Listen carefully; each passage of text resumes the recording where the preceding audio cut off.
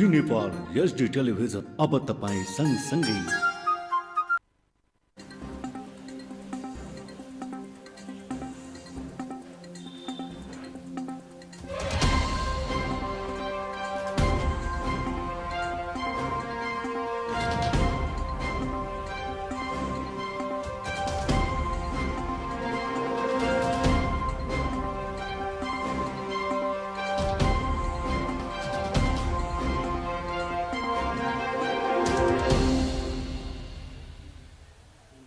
दर्शकबिन नमस्कार, तपाईँ हेर्दै हुनुहुन्छ जी नेपाल एचडी टेलिभिजन।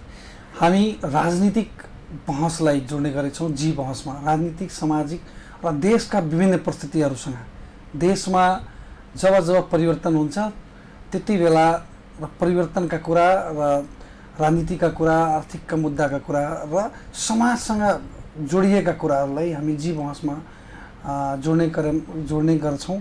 त्यसै क्रममा आज हामीसँग हुनुहुन्छ नेकपा एमालेका केन्द्रीय सल्लाहकार नेता तथा केन्द्रीय सल्लाहकार देवराज भारजी। आज हामीले उहाँको पार्टीको सरकार छ, अहिले प्रधानमन्त्री केपी शर्मा ओलीको उहाँ प्रधानमन्त्री हुनुहुन्छ र देश कुन परिस्थितिमा छ र कहाँ उहाँको सरकारले, उहाँको पार्टीका नेताले कता लग्दैछन् र उहाँको पार्टीको योजना के छ अब आगामी दिनको, त्यो विषयमा हामीले कुरा गर्नेछौँ। त्यसै कारणले हामी निम्ताएका छौँ देवराज भारजीलाई। स्वागत छ तपाईँलाई। धन्यवाद। अनि के छ हालको राजनीतिक अवस्था, के छ देशको? होइन, अब राजनीतिक अवस्था त अब सबै तपाईँ हामी सबैको अगाडि जगजाहेर छ कि देशमा अहिले काम चलाउ सरकार छ र अदालतमा मुद्दा छ। अदालतको मुद्दाको किनाराको मानिसहरूले प्रतीक्षा गरिरहेका छन्। सबैको आँखा अदालततिरै छ। अब यसले एउटा नयाँ कोर्स लिनेछ अदालतको फैसलापछि र हामी जुनसुकै निर्णय भए पनि अब अलिकति गम्भीर ढङ्गले छलफल गरेर योजना बनाएर निर्णय गर्छौँ र त्यही निर्णयका आधारमा हामी अगाडि बढ्छौँ भनेर हाम्रो पार्टीको। तपाईँ केन्द्रीय सल्लाहकार हुनुहुन्छ, नेताले भनिसक्नु भएको छ। पार्टीको केन्द्रीय सल्लाहकार हुनुहुन्छ, प्रधानमन्त्रीले कस्तो खाले सल्लाह दिइरहनु भएको छ र पार्टीलाई सल्लाह कस्तो दिइरहनु भएको छ तपाईँहरूले? होइन, यो कस्तो कुरा हो भने हामी सल्लाहकार कमिटीका बैठकहरू त अहिले बसिरहेका छैनौँ। अब एउटा कार्यकर्ताको हैसियतले आफ्ना प्रधानमन्त्रीले यस्तो गरिदिए हुन्थ्यो, आफ्नो सरकारले यो यी सबै कुराहरू किन हुन्न, हुन्छ, भेटघाट पनि हुन सक्छ। अहिले यो कोभिडको कारणले हामी भेटघाटलाई कम गरेका छौँ, नत्र भेटघाट पनि हुन्छ, वार्ता पनि हुन्छ, छलफल हुन्छ, दोहोरो संवाद पनि हुन्छ, त्यस्तो केही छैन। अनि अब सरकार तपाईँहरूको 2/3 सरकार बनाउनु हो, प्रचण्डजीलाई पनि मिलाएर पार्टी एउटा चाहिँ मुभमेन्टमा जानुभयो र जनताको मत लिएर जानुभयो तपाईँहरू। आज फेरि त्यो 2/3 सरकार टिक्नलाई धौधौ भइरहेछ। किन यस्तो भयो होला? के कारणले यो देशमा उथल पुथल भइरहेछ? राजनीतिको कुन शक्ति सक्रिय छ यो देशमा त? होइन, अब यो कुन शक्ति भनेर बाह्य शक्तिहरूलाई दोष लगाउनु भन्दा पनि हाम्रा आफ्ना आन्तरिक कारणहरू नै प्रमुख हुन्छन्। बाह्य कुराहरू सहायक होलान्, तर मुख्य कुरा भित्री हो। र हाम्रो पार्टी नेकपा एमालेसँग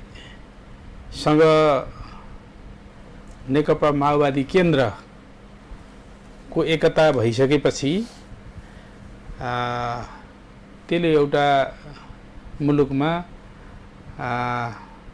एउटा राजनीतिको नयाँ कोर्स लियो र त्यो 2/3 नजिकको सरकार बन्यो, पार्टी एकता भयो। एकता भएको केही समयपछि पार्टीमा आन्तरिक द्वन्द्व थियो जस्तो लाग्छ मलाई यहाँ। समस्या त्यहीँबाट सुरु भयो। अब हामीले वैचारिक रूपमा, सैद्धान्तिक रूपमा, केही राजनीतिक विषयहरूमा पनि अलि व्यापक छलफल गरेर तलसम्म यसलाई लगेर एकता गरेनौँ, एकता अलिकति सुपरफिसियल टाइपको माथिबाटै भयो र त्यो एकता दिगो रहन नसक्ने गरी भत्क्यो। अनि यो सरकार सफल कि असफल तपाईँले कस्तो लाग्छ? धेरैको विश्लेषण के छ भने यो प्रधानमन्त्रीले शासन गर्यो, अर्को राजा जन्म्यो भन्ने किसिमको चाहिँ मिडिया हाम्रोमा आइरहेछ। कसैले भन्छ तपाईँकै पार्टीका नेताहरूले भन्छन् खिया लागेका नेटबोल्ट भए प्रचण्ड। त्यस्ता आरोप प्रति आरोप भइरहेको अवस्था छ। अनि यो सरकार चाहिँ असफल भयो भन्ने किसिमका धेरै प्रतिक्रियाहरू आइरहेको छ। कसरी असफल भयो होला र सफल छ, के छ? होइन, यो सरकार बिल्कुल सफल छ। यसले नेपालको राजनीतिमा बहुत दूरगामी प्रभाव पार्ने खालका बहुतै समसामयिक यस्ता निर्णयहरू गरेको छ यो राष्ट्रको हितमा, जनताको हितमा, र इतिहासमा यस्तो अरू कसैले गर्न सकेको पनि होइन। र यो सरकार सम्पूर्ण रूपले ऐतिहासिक रूपले सफल सरकार हो र सफल छ। जुन दिनसम्म यो सरकारमा बस्छ यसले जनताको पक्षमा, राष्ट्रको पक्षमा अधिकतम देशको साधन स्रोतलाई परिचालन गरेर अन्तर्राष्ट्रिय एउटा सम्बन्धलाई पनि राम्रो बनाएर अनि यसले सुशासन दिन सक्यो। इतिहासमा यो बहुतै नवीन घटना हो। केपी ओलीको सरकार सम्पूर्ण रूपले सफल सरकार हो र अहिले पनि सफल छ। र अर्को सरकार नबन्दा यही सरकारले यो आउने चुनावको नेतृत्व गर्छ र चुनावबाट सफल थियो, असफल थियो, योग्य थियो, अयोग्य थियो, त्यो जनताले फैसला गर्नेछन्। भनेपछि तपाईँहरूले चुनावको तयारीमा हुनुहुन्छ, तपाईँको पार्टी चुनावको तयारीमा छ, सरकार त तयारीमा छँदैछ। होइन, देशै पुरा तयारीमा छ, सबै तयारीमै छन् नि। अनि सर्वोच्चको होइन, ठिक छ, सर्वोच्चको निर्णय केही तपाईँको पार्टी या सरकार विरुद्धमा आयो भने तपाईँको कदम के हुनेछ तपाईँको पार्टीको? होइन, अब यो त अहिले हामी त्यसको बारेमा पूर्व अनुमान गरेर केही भनिहाल्दैनौँ। अब जस्तो निर्णय आउला हामी अदालतको निर्णय मान्न त बाध्य हुनेछौँ। हाम्रा असहमतिहरू होलान्, तर ती असहमतिलाई जनताको बिचमा लैजाउँला, जनतासँग भनौँला कि वास्तवमा राजनीतिक कुरा राजनीतिक ढङ्गले भएन, यो अदालती ढङ्गले भयो। हामी कहाँ यो अदालत यो संविधानमा भएको व्यवस्था अनुसार अदालतले फैसला गर्ने हो, फैसला गर्यो। अब असल गर्यो, ठिक गर्यो, न्याय गर्यो, अन्याय गर्यो, यो त जनताको अदालतमा फेरि यसको परीक्षण हुन्छ नि। अनि तपाईँको पार्टीका नेताहरू, सुदूरपश्चिमका नेताहरू या पूर्व रौतहटका माधव नेपाल, भीम रावलले जुन प्रतिक्रिया दिइरहेछन् प्रधानमन्त्रीलाई र केपी शर्मा ओलीले सघाइरहेछन्, तपाईँको पार्टीभित्रैबाट एउटा चाहिँ सिर्जना गरिरहेछन्, त्यसलाई पार्टीले कुन ढङ्गले हेरिरहेको छ? होइन, यो त उहाँहरूको गैर अनुशासित चरित्र हो र उहाँहरूले त्यसरी बोल्नु एउटा राजनीतिक दलभित्रको अनुशासनको विरुद्धमा छ। उहाँहरूले त्यसरी बोल्नु हुँदैन।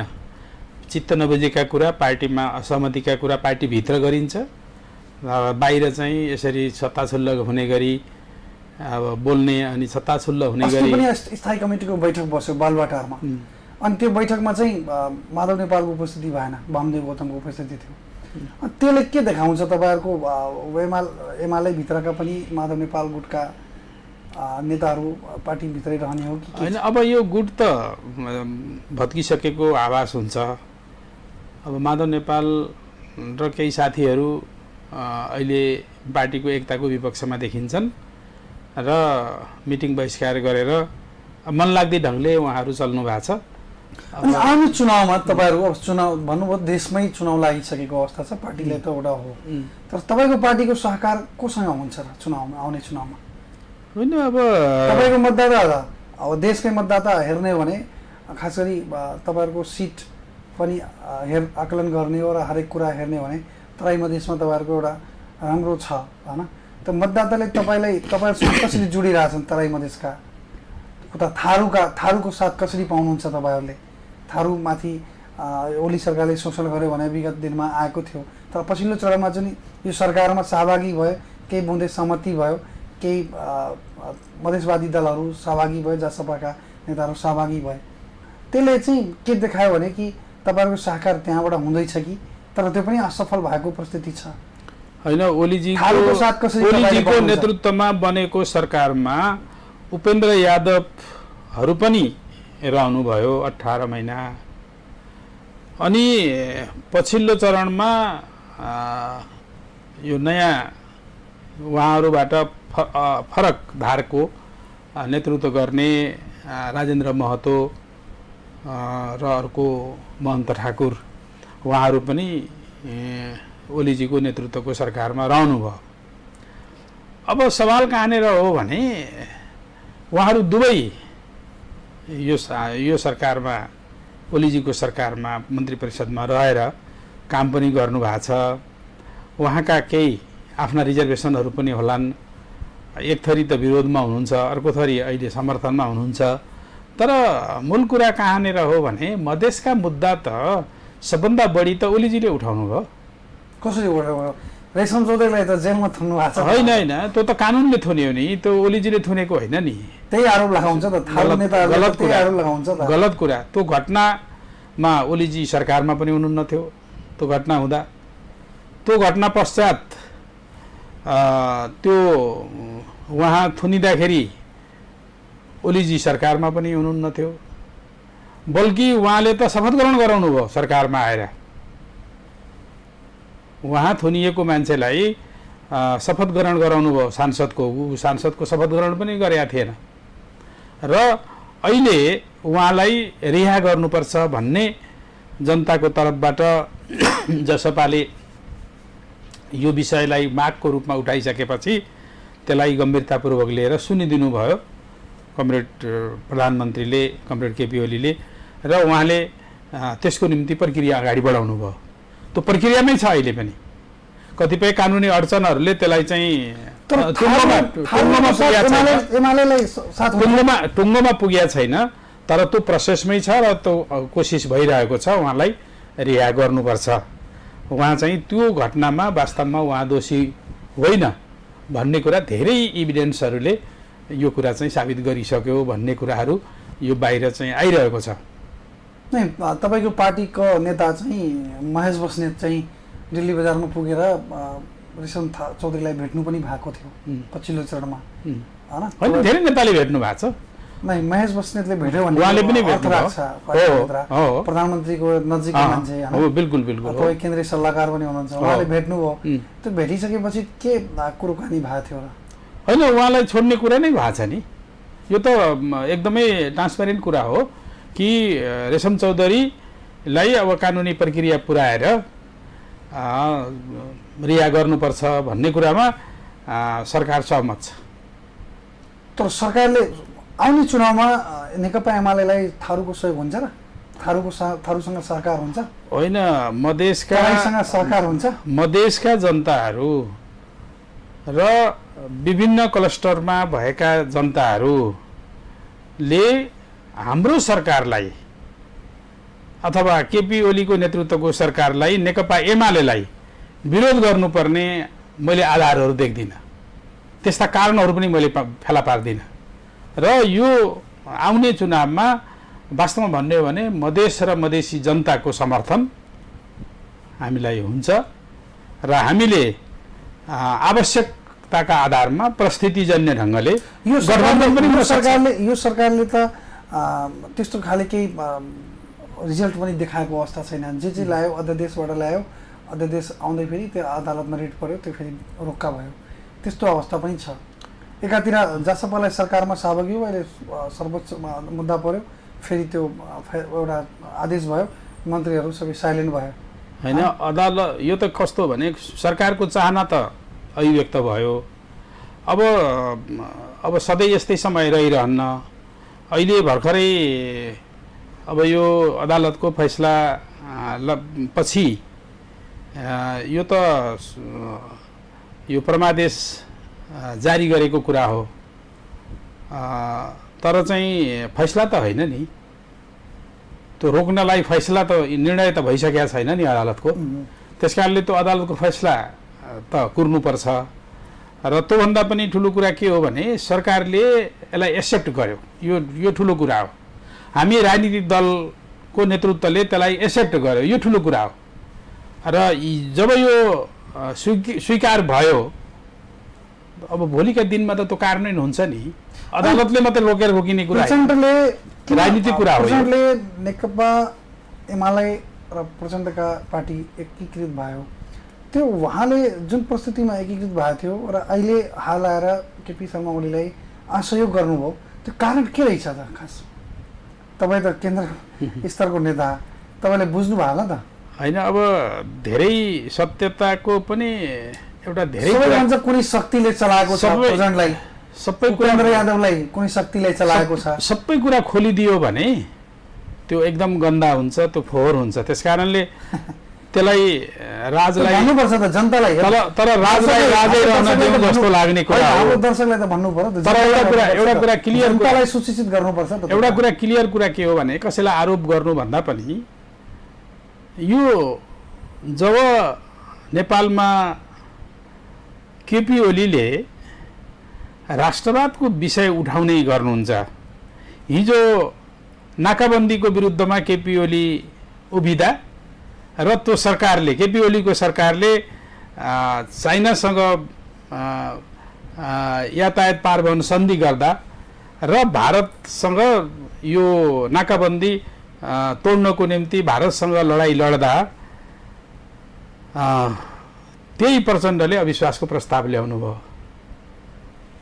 हिजो उहाँले नै समर्थन गरेर बनेको सरकारलाई ढलाएर कांग्रेसको नेतृत्वमा अथवा कांग्रेसको गठबन्धनमा सरकार बनाउने गरी उहाँले त्यति बेला पनि अविश्वास ल्याउनु भएको थियो। अहिले पनि कस्तो बेलामा उहाँले यो झगडा पार्टीभित्र केपी विरोधी मुभमेन्ट कति बेला चलाउनु भयो भन्दाखेरि जब यो चुच्चे नक्सा पास गरेर अनि भारतसँग अलिकति टसल भइरहेको बेलामा उहाँले चाहिँ केपीलाई पहिला सुरुमा एक पदबाट हटाउने भन्नुहुन्थ्यो, दुईटै पदबाट हटाउने घोषणा गर्नुभयो र पार्टीभित्र त्यो बेलादेखि झगडाको बीजारोपण गरेर आखिरी यो तहमा यो पार्टीलाई पुर्याउनु भयो उहाँहरूले कि आफू पुरानै नेकपा माओवादी केन्द्रमा फर्किनु भयो र हामीलाई नेकपा एमालेको फर्काउने ठाउँमा हामीलाई पुर्याउनु भयो भनेपछि यो त प्रचण्डले यो गरेको कुरा कहाँबाट सञ्चालित हो, कहाँबाट सञ्चालित हुनुहुन्छ, के गर्नुहुन्छ भन्ने कुरा त अब जगजाहेर भएको कुरा हो, सबैले थाहा पाएकै कुरा। कहाँबाट सञ्चालित भएको तपाईँहरूलाई आवाज हुन्छ, पार्टीलाई आवाज भयो होइन। उहाँले फेरि अर्को कुरा के आफै के यो घोषणा गरिदिनु भयो भने हामी भारतलाई कम्फर्टेबल हुने गभर्मेन्ट हामी बनाउँछौँ भनेर उहाँले भारतीय ताबेदारी गर्नुभयो, जसबाट चाहिँ के बुझिन्छ भने उहाँका चाहिँ क्रियाकलापहरू दिल्लीबाट सञ्चालित छन् भन्ने कुरा बुझिन्छ। पहिलो कुरा के छ भने तब प्रचण्डले नै भनिरहेको बेला कि भारतको देउवाले पनि भनिरहेको बेला भारतको सपोर्ट छ भन्ने कुरा ओलीलाई भन्छन्। तपाईँले भन्नुहुन्छ ओली चाहिँ भारत विरोधी हो। ओली उपेन्द्र यादव के अरे प्रचण्डले भारतको कम्फर्टेबल हुनुपर्छ भन्छ। त्यस्तो के होइन भने केपी चीन विरोधी पनि होइन, भारत विरोधी पनि होइन, छिमेकीहरूसँगको नन एलाइनमेन्ट फरेन पोलिसी लिने नेता हो। उहाँ असंलग्न परराष्ट्र नीतिको हिमायत हो। किनभने उहाँले कमरेड केपी ओलीले कहिल्यै पनि भारतको विरोधको नाममा चीनसँग र चीनको विरोधको नाममा भारतसँग टाँसिने काम उहाँले गर्नु भएन।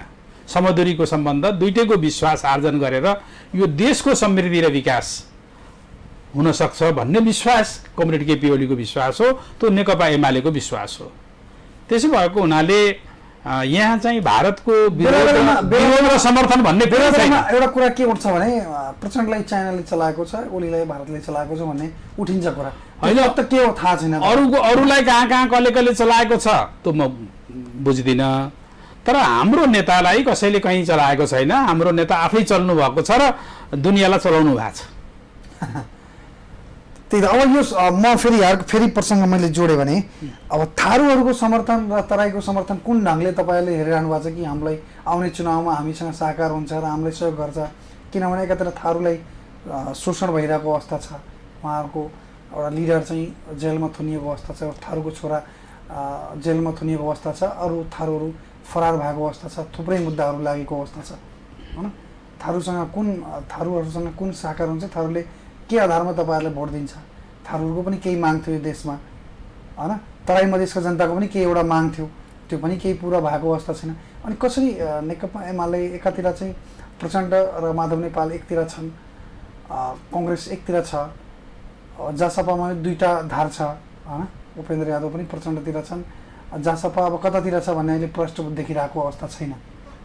त्यसमा अब नेकपा एमाले कसरी बलियो हुन्छ र आउने चुनावमा तपाईँले भन्नुहुन्छ बहुमत हुन्छ, हाम्रो जनताले मूल्याङ्कन गर्ला हैन, राम्रो रिजल्ट आउला भन्नुहुन्छ, त्यो कसरी तपाईँले कुन ढङ्गले आकलन गरिरहनु भएको छ, तपाईँले के हेरिरहेको, तपाईँले के हेर्नु भएको छ, हामीले के हेरिरहेका प्रधानमन्त्री गरेको कुरा र सरकारले गरेका कुरा, उपलब्धिका कुरा के हेर्नु भएको छ? हामीले के हेरेका छौँ भने अहिले हजारौँ हजार मधेसी जनताहरू जो आवासविहीन थिए तिनीहरूलाई आवास दिने सरकारको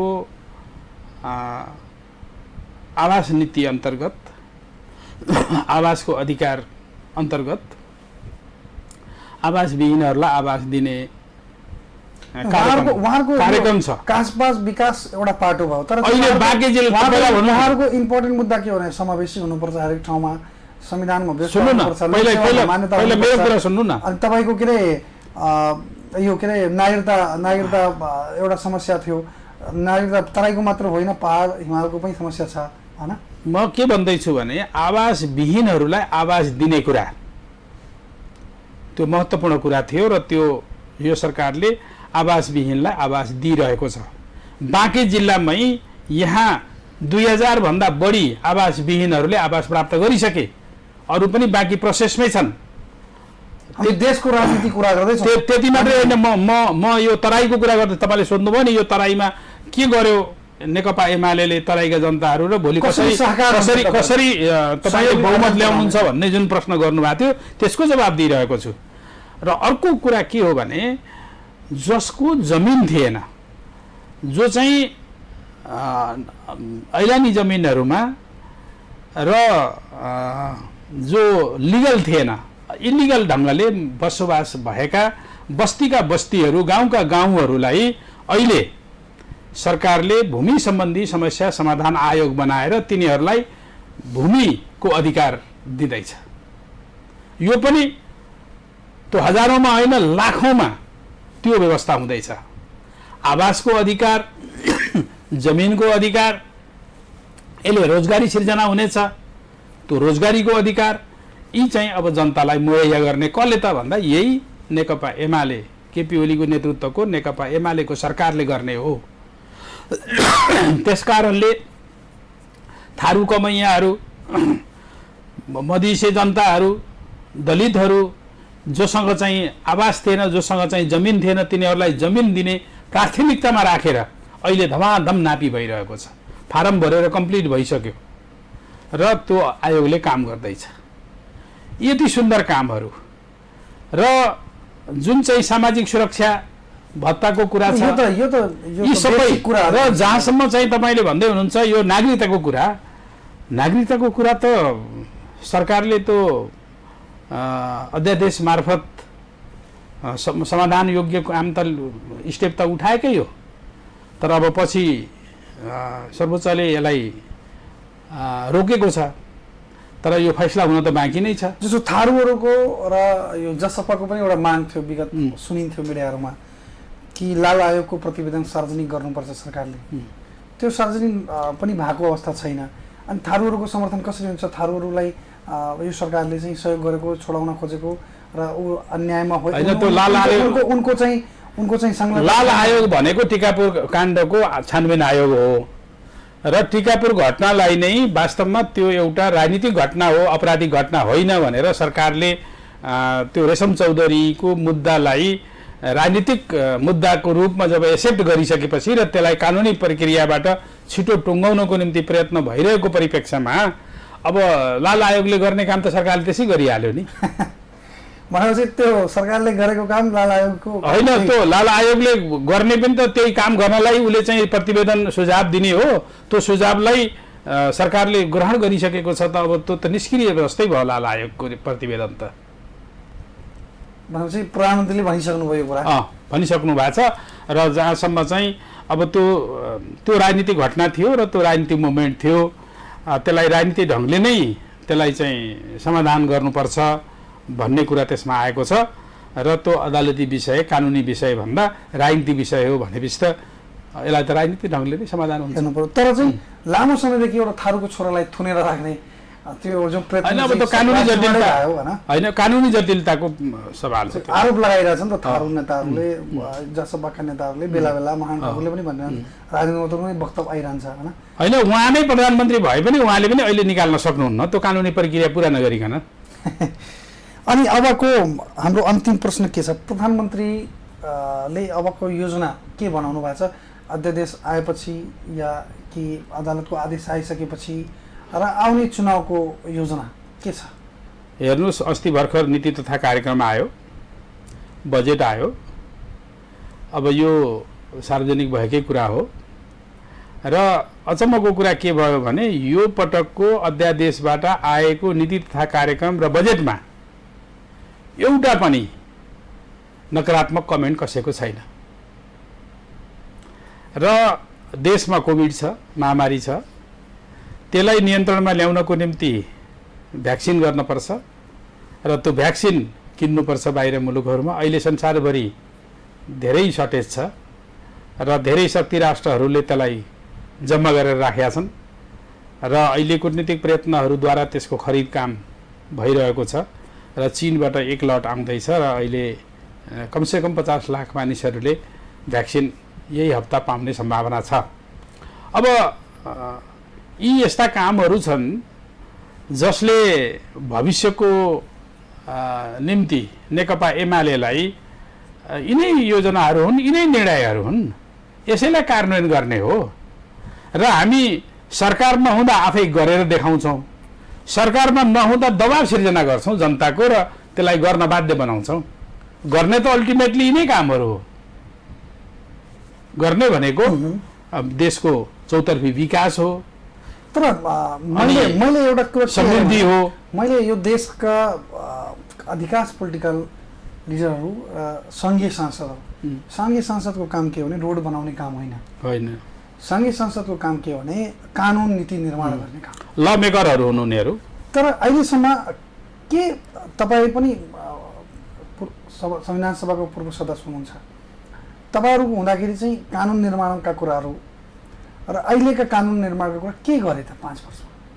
के निर्माण भयो यस्तो कानुन कि जनताले राहत पायो? सङ्घीय सांसदहरूले के गर्यो? तपाईँका पार्टीका सङ्घीय सांसदहरूले के गर्यो? अन्य पार्टीका सङ्घीय सांसदले के कानुन बनायो?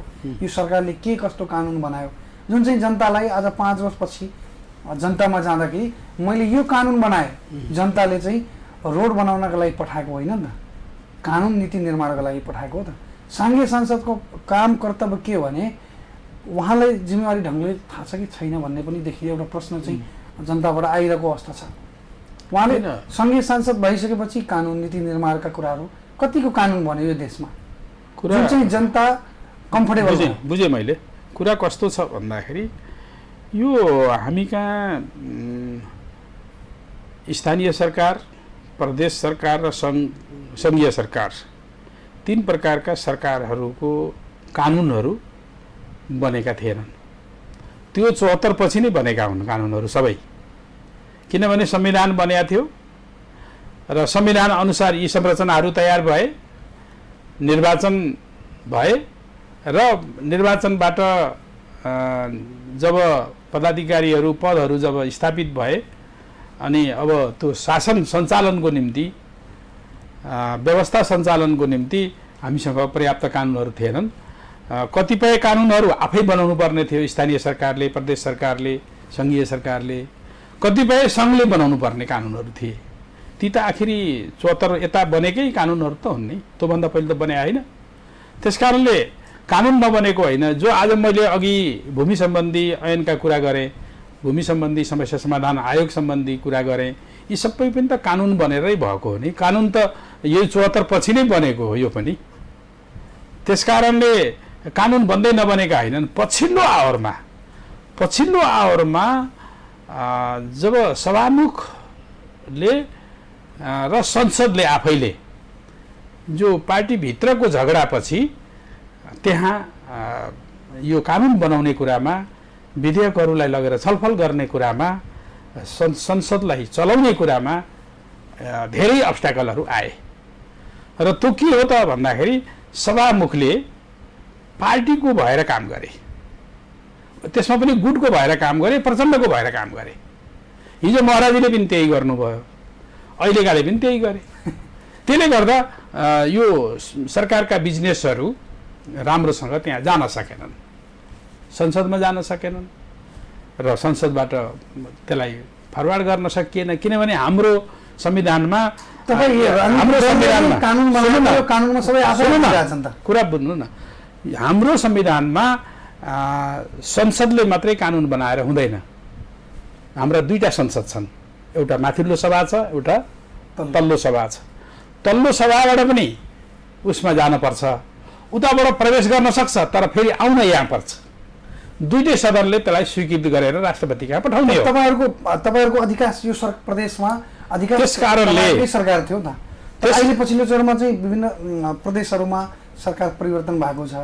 अहिले बजेट लुम्बिनी प्रदेशमा बजेट चाहिँ पारित भएको अवस्था छैन, बजेट चाहिँ घोषणा भयो तर पारित भएको अवस्था, सदन चल्न दिएको अवस्था छैन। एकातिर गण्डकी प्रदेशको अवस्था हेर्नुहोस्, अरू प्रदेशको, कर्णाली प्रदेशको अवस्था हेर्नुहोस्। मतलब तपाईँहरूको पार्टीलाई चाहिँ अप्ठ्यारो परिस्थिति भएकै रहेछ होइन। अब यस्तो, यो त स्वाभाविक हो नि। हिजो एउटा गठबन्धनबाट हामी चुनाव लड्यौँ, एउटा खालको परिणाम आयो। अब हामी मिलेर जाँदा बहुमत थियो, फुट्दा बहुमत टुट्यो। अब त्यसभित्र त भत्किने कुरा, बन्ने कुरा त भइहाल्यो। त्यस्ता कानुनहरू बनाइयो, त्यो कानुनको कारणले अल्झिरहेछौँ सबै। होइन, कानुनले अल्झिएको होइन, यो कानुनको कारणले अल्झिएको होइन। यसमा त स्पष्टै हुनु पर्यो नि। कानुनको अभावले कानुन नबनेर अल्झिएको विषय होइन यो। यो कसरी अल्झिएको हो भन्दाखेरि हामीसँग बहुमत पुरा भएन, एमालेको बहुमत भएन। अब माओवादी मिलाउँदा बहुमत थियो, 6वटै सरकारहरू राम्रोसँग, के अरे 5वटै सरकारहरू राम्रोसँग चलेका थिए। तपाईँको पार्टीमाथि आरोप पनि के छ भने एकचोटि संसद विघटन गर्नुभयो प्रधानमन्त्रीले, फेरि विघटन गर्नुभयो होइन। यो संसद त चल्दै चल्दैन अहिले पनि। फेरि यदि संसद चले त्यसलाई रिस्टोर गरिदियो भने पनि त्यो फेरि चल्नेवाला छैन नि यो संसद। कसरी चल्छ त? खै त अब यिनै अरे त्यो सभामुख तयार भएर हुन्छ, चलाउनु पर्यो नि, चलाएर देखाउनु पर्यो नि। हिजो पनि त सभामुख नै थिए, अरू दलका नेताहरू त तयार छन् चलाउनलाई। खै त चलाउनु भएन त उहाँहरूले। 3 महिना चाहिँ त्यो संसद जुन बेला संसद चाहिँ चाहिन्छ भन्नेहरू संसद जब पुनस्थापित भयो अनि बहिष्कार गरेर हिँड्ने त यिनीहरू हुन् नि त। भनेपछि स्थापना भए पनि संसद चल्नेवाला छैन र ताजा जनादेशमा जानुको विकल्पै छैन। भनेपछि देश अर्कै मुडमा गइरहेछ। अनि अब दर्शकलाई के भन्न चाहनुहुन्छ र पार्टीका नेता कार्यकर्तालाई के भन्न चाहनुहुन्छ?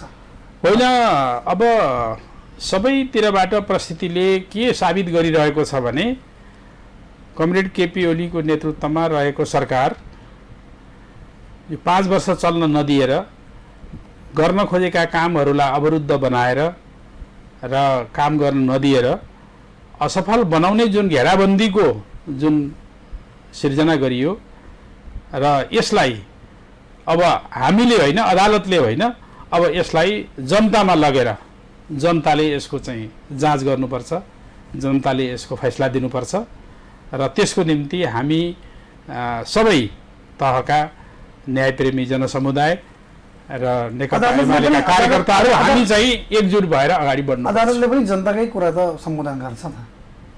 खै अब के गर्छ? अब अदालतले त फैसला गर्छ त जनताकै कुरालाई लिएर जोड्छ। न्यायालयले न्याय गर्छ, अदालतले फैसला गर्छ। त्यो त अदालतले त जनताको कुरा हेर्छ नि, अनि कानुन ऐन प्रक्रिया हेर्छ, अनि बल्ल निर्णय लिन्छ नि। हेरौँ त्यो चुनावमै जानु गर्छ कि गर्दैन त होइन। चुनाव भन्दा अर्को त के, अदालतले के चुनाव रोक्छ? त्यो पनि परिस्थिति आउन सक्छ नै, अर्को रेट बन्न सक्छ कि त्यस्तो सम्भव हुन्न। आज रोक्ला, भोलिको लागि त उसले रोक्न सक्दैन नि त। भनेपछि संसद चल्दैन, स्थापना भए पनि चले पनि त्यो स्थापना भए पनि चल्नेवाला छैन, चुनावमा चाहिँ जान्छ। जनताको म्यान्डेट भनेको कमरेड केपी ओलीलाई हो, यो 5 वर्षको म्यान्डेट।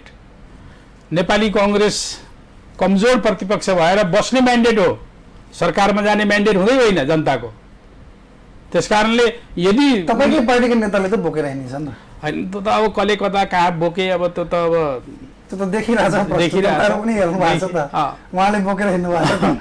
कमजोर प्रतिपक्ष भन्नु उहाँले बोक्नुहुन्छ त, बलियो भएर त बोक्यो होला, तर उहाँले बोकेर पार लगाउनुहुन्न नि त।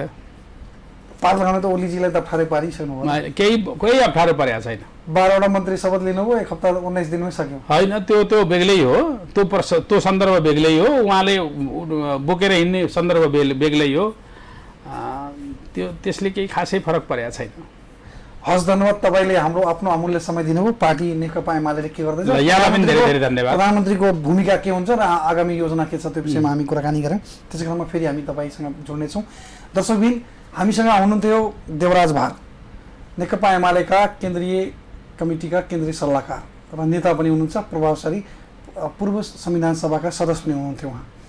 अहिले नेकपा एमालेका विवाद र अहिलेका सरकारले र आगामी चुनावको योजना र तराई मधेस थारू जनताहरूको समर्थन कसरी हुन्छ भन्ने सन्दर्भमा हामीले उहाँलाई स्टुडियोमा निम्ति आएका थियौँ, त्यो विषयलाई कुराकानी गर्नलाई। त्यसै क्रममा फेरि अर्को पात्रका साथ फेरि म प्रस्तुत हुनेछु। तबसम्म हेर्दै गर्नुहोला जी नेपाल एचडी टेलिभिजन। हस्, धन्यवाद, नमस्कार।